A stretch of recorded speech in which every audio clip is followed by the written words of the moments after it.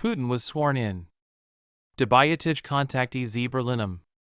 At the opening of the mission of the new German ambassador to Russia, the President of Russia emphasized the importance of continuing the long-standing economic cooperation with the Netherlands. President Vladimir Putin ubił nad końcem długich współpracy gospodarczych z Niemcami po raz poksy rosyjskich władz przeciwko Ukrainie podczas inauguracji misji nowych ambasadorów w Moskwie w poniedziałek extra for Grednia.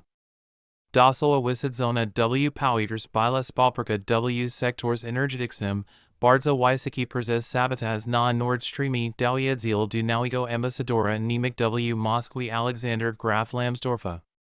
The tensions between Berlin and Moscow were not resolved through our initiative, Putin said in his speech to the Kremlin, which was broadcast by Russian state television, Berlin Winnie. Putin ousted the German government for a new cold shoulder in relations with Moscow, which is bad for Russia, all of Europe, and neither Russia nor Trump like it. According to Putin, Russia has always been an unreliable energy supplier and is prepared to change its policies. In the previous year, Russia gradually reduced gas exports to Germany through the Nord Stream 1 pipeline, and in January 2022, she completely halted them, citing technical reasons. Soon after the gas explosion on Baltic Mountain, it was contained. On the other hand, Lambsdorff was not the only one of the 21 newly minted ambassadors who had to listen to criticism. Putin also imposed a political boycott on their governments towards Russia in other European countries, Australia, South Korea, and Singapore. During the ceremony at the Kremlin, President Putin stood far from the ambassadors, exposing them as violators of regulations pertaining to the impending coronavirus pandemic. Diplomats from all over the world had to wait for him as well, because Putin visited one of the sites. Nie bilo blizich gosy na nij niz w Kremlu.at. The very moment that Russia is winning the propaganda war against the West's weakness, it is catastrophically losing the economic war. In the near future, Illinois Kremlino will have to do something for Gazprom, which is completely bankrupt and has no idea what to do except to diversify heavily towards oil and gas.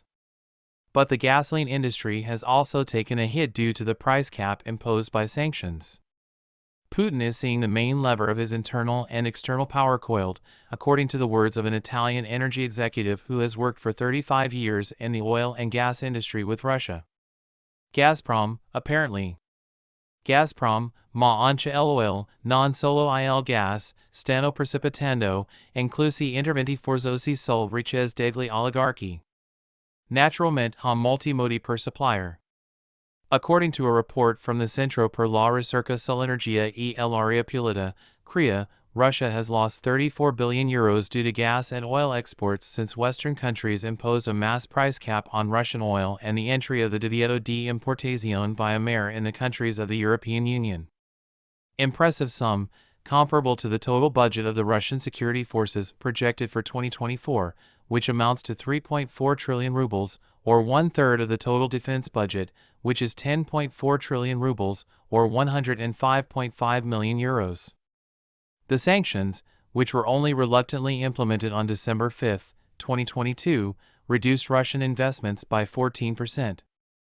In the first half of 2023, Russia lost 180 million euros per day due to sanctions, even though in the second half of the year, with a series of strategies including the use of an Amber, Turkish, and Emirati Arabi fleet of oil tankers, Moscow reduced losses to 50 million euros per day, a still significant figure. The revenues of all Russian enterprises in the first half of 2023 were reduced, according to data from the Federal Service of Taxation. In the period of January to June, they amounted to 342 billion rubles, compared to 694 million in 2022. According to the Russian Central Bank's very cautious analysis of financial stability published last Thursday, the main oil and gas exporters' revenues have decreased by 41% compared to the same period last year. And here we come to the specific situation at Gazprom. According to data compiled by The Insider, Gazprom ranked third among the world's most valuable companies in 2007. 15 years later, the capitalization has increased by more than 7 times in dollars. Gazprom supplied Europe with around 150 million cubic meters of gas per year before Putin's invasion of Ukraine through several pipelines, including Nord Stream 1, 55 million cubic meters, heading towards Germany, Yamal Europe, 33 million cubic meters, heading towards Poland, the gas distribution system in Ukraine, 40 million cubic meters, and the Turkish Stream, 20 million cubic meters, heading towards southern Europe. The Nord Stream 2 pipeline, which was supposed to carry an additional 55 million barrels of oil to Germany, was waiting for certification from the German regulatory authority, but as you know, that gas had went up in smoke. According to the data from the Oxford Institute for Energy Studies, Russian gas exports to Europe have increased to 63 million cubic meters from 150 million, and it is predicted that they will reach nearly 22 million by the end of 2023. Norway has become Europe's primary gas supplier, while Russia has surpassed Azerbaijan and Algeria. China, which has become Gazprom's largest gas importer, pays significantly less. In 2022, Europe and Turkey paid $984 per thousand cubic meters of Russian gas, while China paid $277. Source: Bloomberg. This means that Pacino gives Moscow less than one-third of what the European countries, mainly Germany and Italy, could pay together. The situation, which was incredibly favorable to Moscow and celebrated on Italian propaganda talk shows, is quickly ending. At the beginning of the war, the price of 1,000 cubic meters of Russian gas in Europe was more than $3,800, about 20 times the average of the previous years.